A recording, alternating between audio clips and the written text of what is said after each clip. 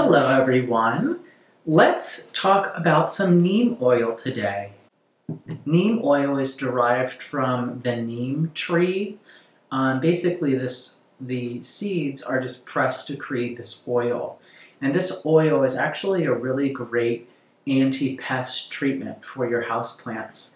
Now you should know that neem oil isn't safe for all of the houseplants that you may come across. However, they are generally all pretty tolerant of neem oil.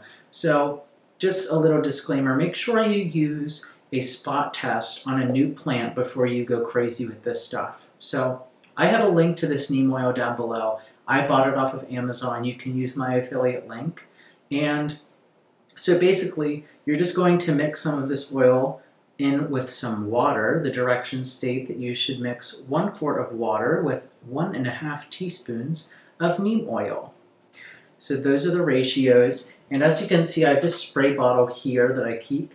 The neem oil actually settles on top, totally normal. All you gotta do is just give it a little stir and it will all kind of combine again.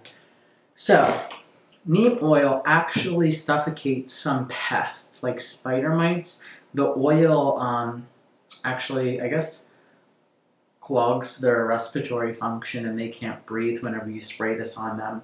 So it's a little bit brutal, however, it's really great for managing pests. You can use it prophylactically and that will help keep some of the pests off of your plants. However, if you do have things like spider mites or mealybugs, you can spray this neem oil directly onto them and that should kind of do the trick.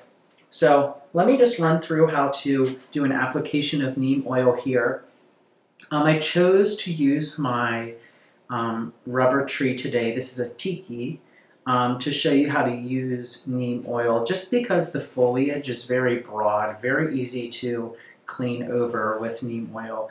I actually did have some spider mites on this guy earlier this year and I haven't had them back since because I, used neem oil pretty vigorously on them. Neem oil is really great for also polishing your leaves and cleaning them. If you are kind of, preoccupied with having shiny leaves, this is a great solution. So let me just show you how to use this guy. I'm just going to shake this up. You definitely could wear gloves, not necessary. This stuff does stink, just a little disclaimer. I'm just going to spray some of this solution directly onto a cloth that I have, and then I'm just simply going to brush it across the leaves. You can also spray it directly onto the plant. I have this on like a mist mode, but you could tighten the nozzle of this guy and then make it more like a jet and actually really get in there into the stems and stuff to try to spray off any spider mites or pests that you have. But guys, it's really as simple as that. Make sure you're cleaning the underside of your leaves as well as the top side of your leaves, and make sure you're really getting in there around the stems where the stems meet like the branch of the plant. That's really important. That's where a lot of pests like to hide. Oh, you know what? I actually see a little mite right here. You definitely won't be able to see this. They're so tiny.